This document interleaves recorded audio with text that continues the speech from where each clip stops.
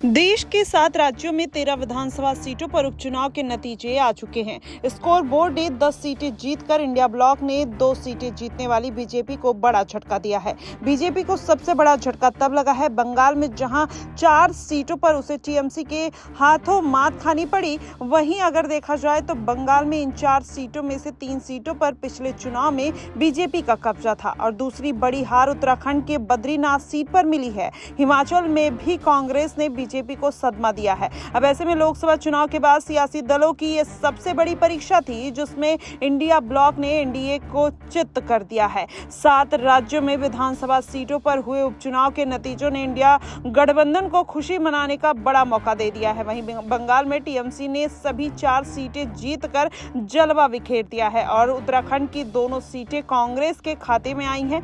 हिमाचल में भी 3 में से 2 सीटों पर कांग्रेस ने विजय पताका लहराया है, तो पंजाब की इकलौती सीट आपकी झोली में गिरी। वहीं तमिलनाडु की एकमात्र सीट पर डीएमके ने अपना कब्जा जमा लिया है। आपको बता दें, उपचुनाव में इंडिया ब्लॉक की बल्ले बल्ले हो गई। हरीश रावत ने बद्रीनाथ में बीजेपी की हार को लेकर कहा है कि ये ऊपर वाले और प्रकृति अतिवाद का दंड देती है। भगवान राम की धरती अयोध्या में इंडिया ब्लॉक की जीत बहुत महत्वपूर्ण है। अब इस पर बद्रीनाथ की जीत ने भी मुहर लगा दी है।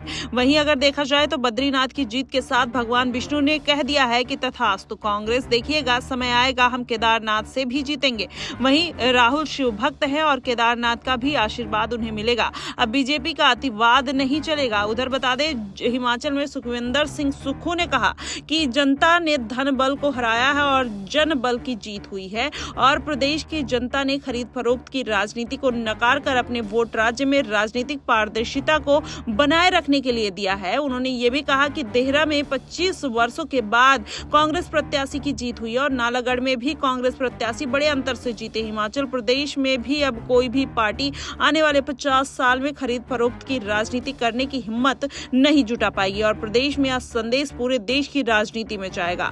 आपको बता दें, उपचुनाव के स्कोर बोर्ड की अगर बात करें तो 13 में से इंडिया ब्लॉक के खाते में 10 सीटें, एनडीए के पक्ष में बस 2 सीटें आई हैं और अन्य की झोली में 1 सीटें गई हैं। बीजेपी का प्रदर्शन खराब रहा और यह पार्टी के लिए चिंताजनक है। वहीं बीजेपी को सिर्फ 2 सीटें पर ही जीत मिली है। सबसे बड़ा झटका बंगाल में लगा है, जहां पर 4 सीटों पर बीजेपी को हार मिली, जबकि हिंदी पट्टी यानी उत्तराखंड की दोनों सीटों पर भारतीय जनता पार्टी की फजीहत झेलनी पड़ी है। वैसे में माना यही जा रहा है कि बीजेपी सिर्फ हिमाचल में हमीरपुर मध्य प्रदेश और अमरवाड़ा सीट पर जीत का झंडा लहरा पाई है। यहाँ कार्यकर्ताओं ने जमकर जश्न मनाया, लेकिन पार्टी के दिग्गजों के लिए नतीजे उनकी परेशानी पर बल डालने वाले हैं और इस चिंता की बड़ी वजह यह है कि उत्तर प्रदेश की 10 विधानसभा सीटों पर उपचुनाव होने वाला है और बीजेपी के लिए एक बड़ी अग्नि परीक्षा होगी। इससे पहले शुक्रवार को महाराष्ट्र एमएलसी चुनाव के लिए एनडीए के शुभ साबित हुआ है। महाराष्ट्र में विधानसभा परिषद में 11 सीटों पर हुए चुनाव में एनडीए के लिए अच्छी खबर तब आई थी जब 9 सीटों पर उसके 9 उम्मीदवार की जीत हुई थी और महाविकास आघाड़ी को सिर्फ 2 सीटें ही मिली।